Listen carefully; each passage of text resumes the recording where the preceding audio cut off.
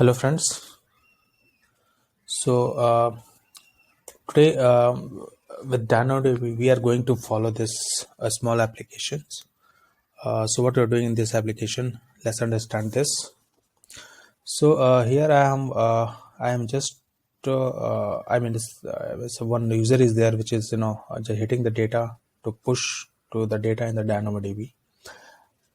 Here we can create one small application or we can use the Postman as well based on the API. So I'm going to follow the API pattern. So I'll create one API which will push the data in the JSON format to the DynamoDB.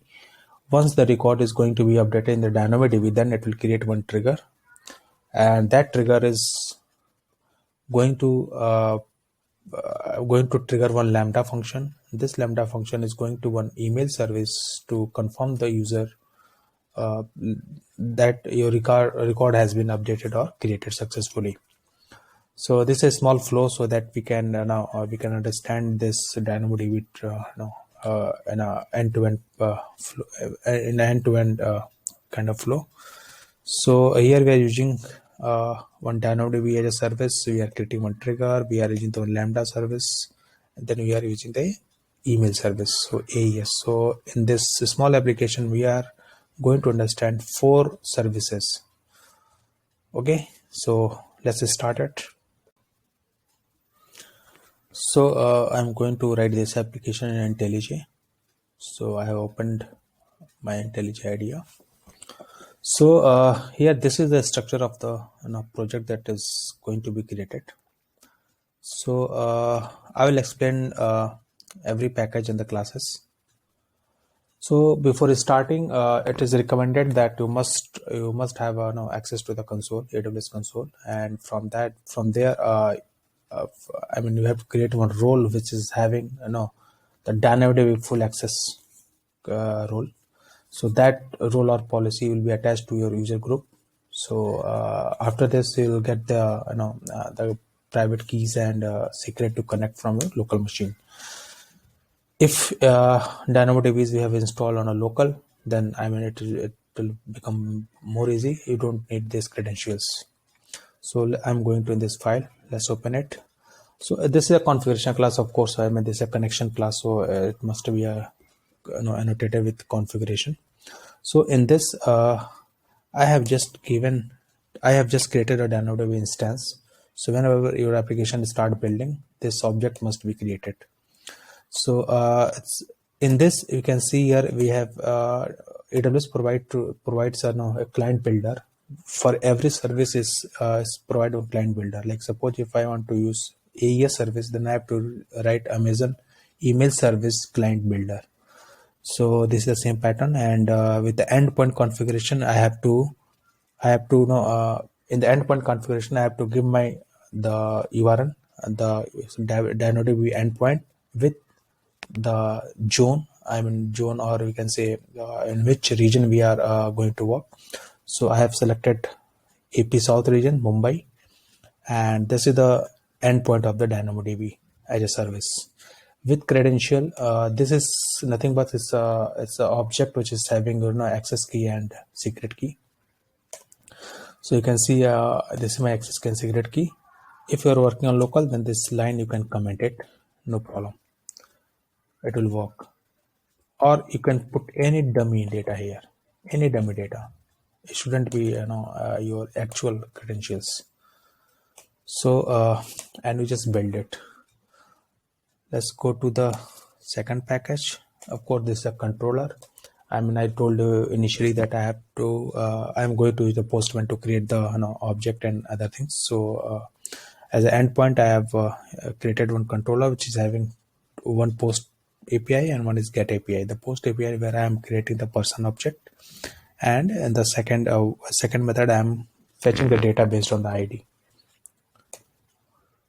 Okay, this is my entity, person entity and address. So if I open the person,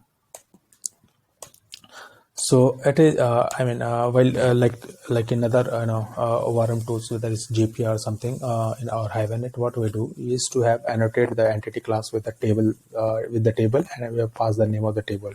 In the same way here I have to annotate with this DynamoDB document. It's this annotation enough to tell that this is an entity class. And the second annotation is the dynamic table. It's just like a simple table annotation where you are passing the table name. And the hash key is nothing but it's the same as at the rate ID parameter, at the rate ID annotation, which we are using in SQL entity. So the attribute name is a percentage. So this is going to be work as a hash key, or you can say right now you can say it a primary key, and this is auto generated. So it is same as a strategy that we are how this ID will be generated, whether we are passing or its database will generate itself.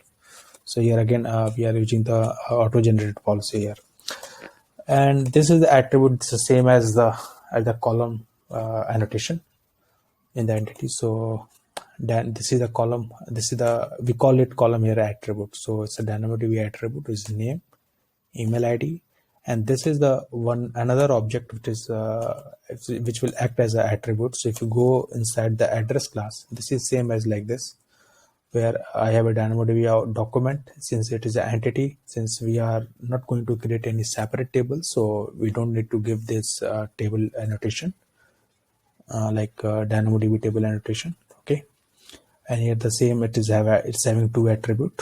This is the district name and state, and of course other things are get and setter. And as I told you in the flow, once data will be inserted, one trigger will be sent. So we are going to use the AES services. So in that, I have created one lambda function. Where is the lambda is nothing but I am just given some two email IDs. One is the sender, one is the receiver. So right now I have hard coded it, but but when we work on actual object, you can fetch this information from this person.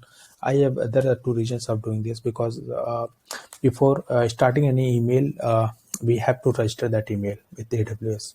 Register means you have to verify the email, whether which protocol you are going to use, and which email ID, whether your email ID is verified with AWS or not. It shouldn't be like that. You can send any email to anyone. It's not like that.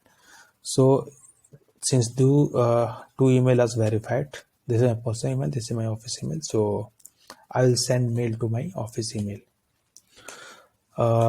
Here the same way I have created this the connection string, or you can create it there also, like other where we have created in the config. And here I have just, it's a very simple. I just created one request object. In request, I am putting the header, I am putting the body, I am putting the message. Here message I have sent only. If you see, this is a text body. So this is the message going to be received in an email. Okay. Now coming to the personal repository. Like other service, like other database with the SQL or MySQL, we have seen that we have created one repository. This repository is going to talk to the database while saving all the CRUD methods are there. The same way, there is one repository called Dynamo that is called DynamoDB Mapper. So I have just auto add this object, this mapper here. You can see that this extend the extract DynamoDB mapper, which is having the variable like a DynamoDB and other the links. If sometime happens your object is on the S3 and you want to fetch from there, so you can go through later. Here I have added some methods like add person, get person, edit person, delete person, all the CRUD operation. I have done that. It's just like mapper save, mapper delete. It's a very common method. Here what happened when I want to update any information in your DynamoDB, so you have to create one expression. What this expression do, we know that in DynamoDB their schema is not defined, so the column which was earlier, it may not be in the second time. So somehow you have to check that whatever data I'm going to object based on the partition key, is that data is available. And once this data is available, so we have to pass this. Yes, this this expression for the save is available. It is having the value which is going to, which you are going to update. Okay, so these are the four. I am not going to explain this as of now because it's related to transactions, so later we'll see this. So this is how my workspace looks like. I have explained everything in this. Okay, so let's save the data. Let's start the application and we're going to save the data. So in this diagram we have created this and we have ready with our app, and we are ready to push the data from Postman. Now I have to create one Lambda function, and I have to invoke this email service. We have to deploy this service actually. So let's create one trigger and one Lambda function. Okay, so person table is already created. So I have created this person table just because I have to invoke from this table to our Lambda. So I'll go to the Lambda dashboard and I'll create one function. Let me write here Lambda email. Okay, and runtime will be Java 8. And here we have to give the permission to invoke to the Lambda. So I have already created one role for this. So let me use that. You can create yourself, but if you're not if you're creating this one, first box you are selecting, then also will be create by default for this particular work. So I'll create this. So my Lambda is created now and configured. Okay, so Lambda is created. So let me add one trigger.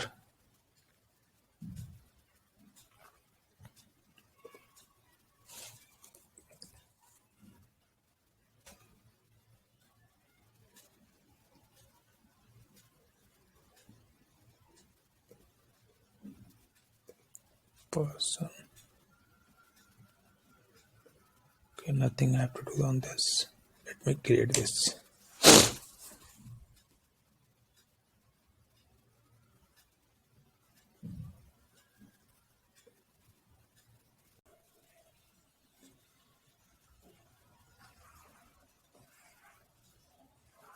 So let's create one trigger in this again. There was some issue in that.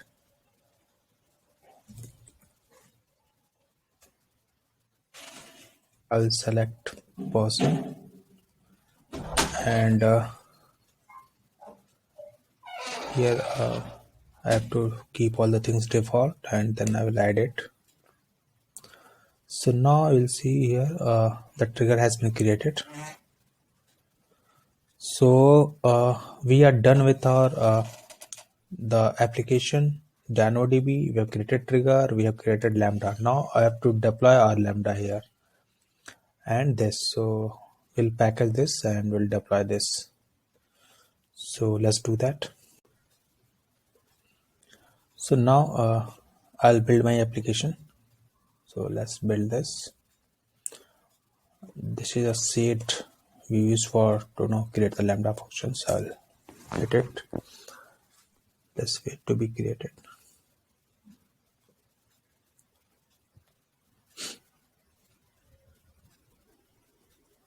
Yeah, this package is successful now, and this is the path. I'll copy it. Let's go to the console. Here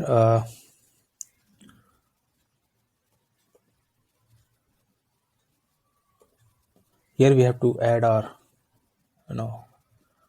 function code. So let me deploy our jar file. That jar is here.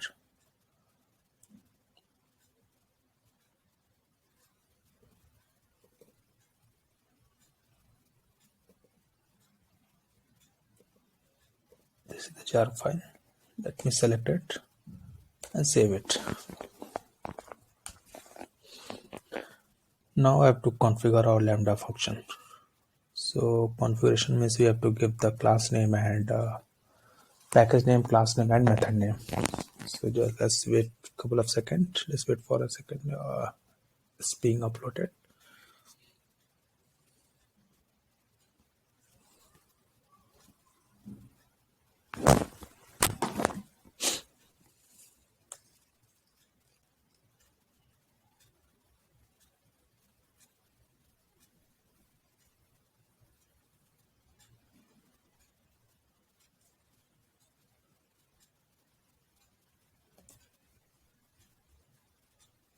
Sometimes it gives this issue, network issue.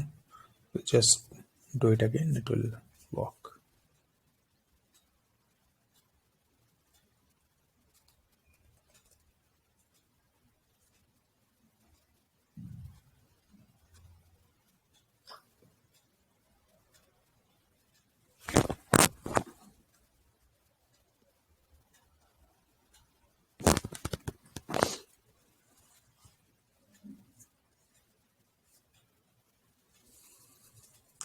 You can put this jar file on the S3 bucket itself. If sometimes its size is very big, as they are saying also, for the file larger than 10 MB, consider the product file in S3.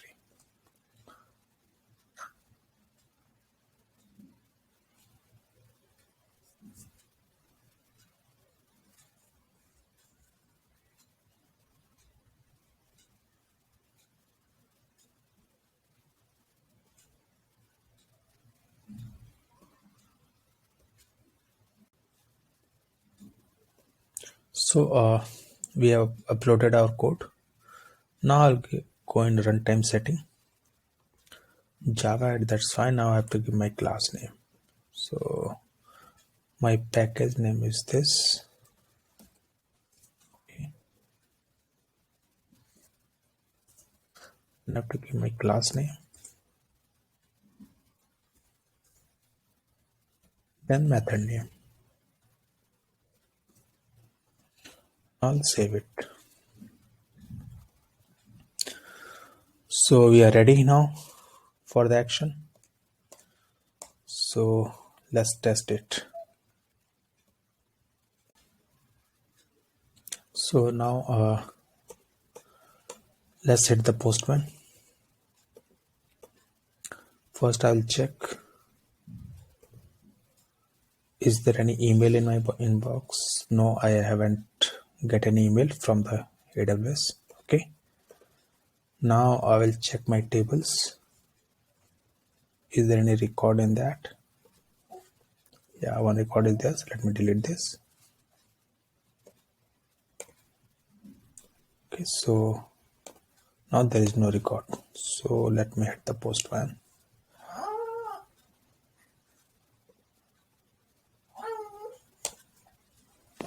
I have hit the Postman. ID is there. It means that has been created. So I'll check my email. First I'll check the database. Yes, the record is there now. I'll check my email. Yes, my email is there. Okay. These two mail received because I think two trigger I have written. I forget to delete the one. Anyway, I mean, we're getting the message, so it's fine. So this is what I have designed if I have implemented this. So one more thing that we need to understand, the transactions in DynamoDB. I'll share another video for this. So until then, thank you. Bye.